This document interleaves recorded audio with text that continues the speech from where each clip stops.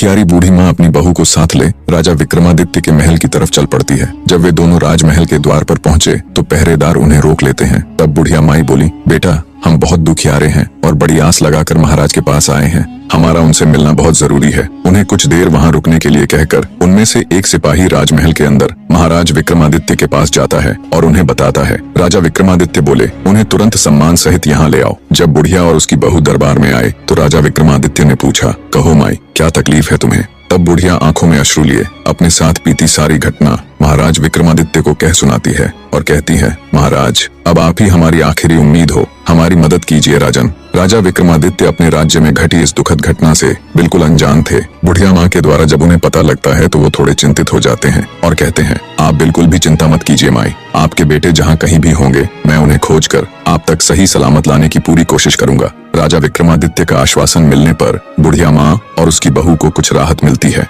राजा विक्रमादित्य बोले, माई आप अपने घर लौट जाएं, भगवान ने चाहा तो जल्दी ही आपके दोनों बेटे आकर आपसे मिलेंगे। राजा विक्रमादित्य अगले दिन पूरी तैयारी कर अपने घोड़े पर सवार हो निकल पड़ते हैं दैत्य दंभिकासुर के ठिकाने की खोज में। चलते चलते वे भी उस साधु महाराज की कुटिया के पास पहुंच जाते हैं। सोचा कुछ देर सुस्ता लिया जाए। घोड़े से उतरकर जब राजा विक्रमादित्य कुटिया के अंदर जाते हैं तो उन्हें देखते ही महात्मा जी प्रसन्न हो जाते हैं और कहते हैं, आओ विक्रमादित्य, बहुत समय से तुम्हारा ही इंतजार था। साधु महाराज की बात सुन विक्रमादित्य चौंक जाते हैं। असमंजस में वे साधु बाबा के पास गए और उनके चरण छूकर उन्हें प्रणाम करते हुए बोले, हे साधु महाराज, अभी आपने कहा कि आपको मेरा ही इंतजार था, मैं उस बात को समझ नहीं पाया, कृपया मुझे और बताएं।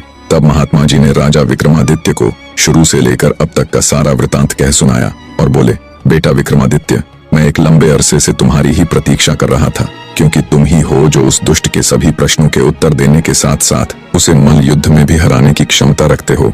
बेटा उस दुष्ट दानव के कारण पता नहीं कितने ही घरों को ताला लग गया। हे वीर श्रेष्ठ, तुम्हारी बुद्धि उसके कपटी प्रश्नों का उत्तर देगी और तुम्हारी वीरता उसके अहंकार को चूर चूर करेगी। तुम्हारे ही हाथों से उसका अंत लिखा है। हे वीर सम्राट, अब तुम बिना देरी किए उस दुष्ट के पास जाओ और अंत कर दो उस नीच दानव का। महात्मा जी के वचन सुनकर राजा विक्रमादित्य के नेत्रों में क्रोधाग्नि प्रज्वलित हो उठी। महात्मा जी से आशीर्वाद ले उनके बताए मार्ग से वे उस धूर्त दानव की गुफा की ओर तेजी से चल दिए। हवा से बातें करते हुए अपने घोड़े की बदौलत राजा विक्रमादित्य कुछ ही देर में दैत्य दंभिकासुर की गुफा के सामने जा पहुंचे। एक बुढ़िया माँ की आस, एक सिद्ध महात्मा का दिव्य आशीष और अनगिनत लोगों की दुआएं ले राजा विक्रमादित्य दैत्य दंभिकासुर की गुफा के बाहर पहुंच जाते हैं। अपने घोड़े से उतरकर जब राजा विक्रमादित्य दानव की गुफा के द्वार के पास गया तो वहां उसने लखन और महेंद्र की पत्थर की प्रतिमा देखी।